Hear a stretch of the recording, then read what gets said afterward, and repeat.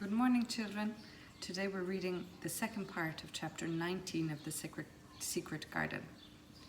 That night, Colin slept without once awakening, and when he opened his eyes in the morning, he lay still and smiled without knowing it. Smiled because he felt so curiously comfortable. It was actually nice to be awake, and he turned over and stretched his limbs luxuriously. He felt as if tight strings which had held him had loosened themselves and let him go. He did not know that Dr. Craven would have said that his nerves had relaxed and rested themselves. Instead of lying and staring at the wall and wishing he had not awakened, his mind was full of the plans he and Mary had made yesterday, of pictures of the garden and of Dickon and his wild creatures.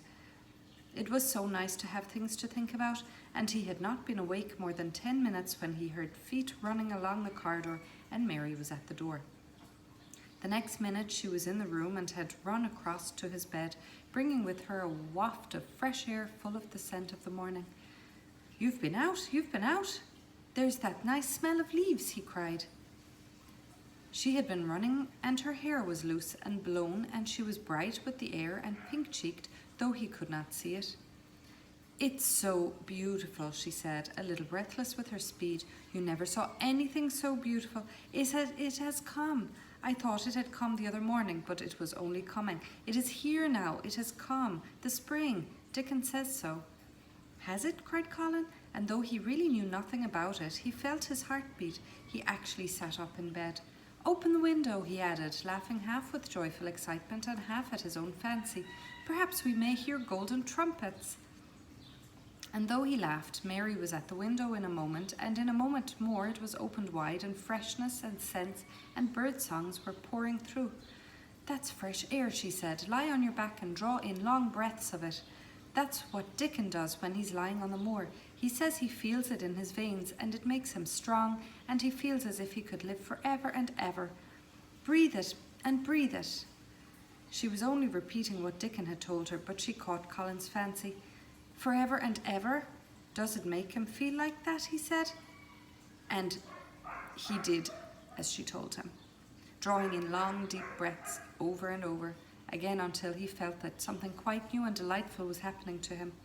Mary was at his bedside again. "Things are crowding up out of the earth," she ran on in a hurry. "And there are flowers uncurling and buds on everything, and the green veil has covered nearly all the grey, and the birds are in such a hurry about their nests for fear they may be too late, that some of them are even fighting for places in the secret garden. And the rose bushes look as wick can be, and there are primroses in the lanes and woods. And the seeds we planted are up, and Dickon has brought the fox and the crow and the squirrels and the newborn lamb." And then she paused for a breath. The newborn lamb Dickon had found 3 days before lying by its mother among the gorse bushes on the moor. It was not the first motherless lamb he had found, and he knew what to do with it. He had taken it to the cottage, wrapped it in his jacket, and he had let it lie near the fire and had fed it with warm milk. It was a soft thing with a darling silly baby face and legs rather long for its body. Dickon had carried it over the moor in his arms, and its feeding bottle was in his pocket with a squirrel, and when Mary had sat under a tree with its limp warmness huddled on her lap, she had felt as if she were too full of strange joy to speak. A lamb, a living lamb who lay on your lap like a baby." She was describing it with great joy, and Colin was listening and drawing in long breaths of air. When the nurse entered, she started a little at the sight of the open window. She had sat stifling in the room many a warm day because her patient was sure that open windows gave people cold. "Are you sure you are not chilly, Master Colin?" she inquired. "No," was the answer. "I'm breathing long breaths of fresh air. It makes you strong. I'm going to get up to the sofa for breakfast. My cousin will have breakfast with me." The nurse went away, concealing a smile, to give the order for 2 breakfasts. She found the servants' hall a more amusing place than the invalid's chamber, and just now everybody wanted to hear the news from upstairs. There was a great deal of joking about the unpopular young recluse who, as the cook said, had found his master, and good for him. The servants' hall had been very tired of the tantrums, and the butler, who was a man with a family and had more than once expressed his opinion that The invalid would be all the better for a good hiding. When Colin was on his sofa and the breakfast for two was put on the table, he made an announcement to the nurse in his most Raja-like manner. "A boy and a fox and a crow and 2 squirrels and a newborn lamb are coming to see me this morning. I want them brought upstairs as soon as they come," he said. "You are not to begin playing with the animals in the servants' hall and keep them there. I want them here." The nurse gave a slight gasp and tried to conceal it with a cough. "Yes, sir," she answered. "I'll tell you what you can do," added Colin, waving his hand. "You can tell Martha to bring them here. The boy is Martha's brother. His name is Dickon, and he is an animal charmer." "I hope the animals won't bite, Master Colin," said the nurse. "I told you he was a charmer," said Colin austerely. Charmers animals never bite." "There are snake charmers in India," said Mary, "and they can put their snakes' heads in their mouths." "Goodness," shuddered the nurse. They ate their breakfast with the morning air pouring in upon them. Colin's breakfast was a very good one, and Mary watched him with serious interest. "You will begin to get fatter just as I did," she said. "I never wanted my breakfast when I was in India, and now I always want it." "I wanted mine this morning," said Colin. Perhaps it was the fresh air. "When do you think Dickon will come?" He was not long in coming. In about 10 minutes Mary held her hand up. "Listen," she said. "Did you hear a caw?"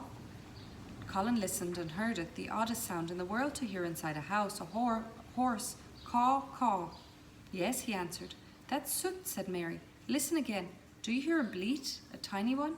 "Oh yes," cried Colin, quite flushing. "That's the newborn lamb," said Mary. "He's coming." Dickon's moorland boots were thick and clumsy, and though he tried to walk quietly, they made a clumping sound as he walked through the long corridors. Mary and Colin heard him marching and marching until he passed through the tapestry door onto the soft carpet of Colin's own passage. "If you please, sir," announced Martha, opening the door. "If you please, sir, here's Dickon and his creatures." Dickon came in smiling his nicest wide smile. The newborn lamb was in his arms, and the little red fox trotted by his side. Knot sat on his left shoulder and Soot on his right, and Shell's head and paws peeped out of his coat pocket. Colin slowly sat up and stared as he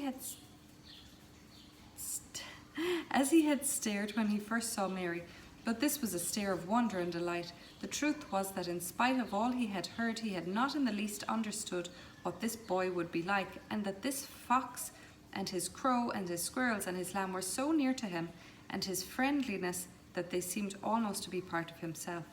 Colin had never talked to a boy in his life, and he was so overwhelmed by his own pleasure and curiosity that he did not even think of speaking.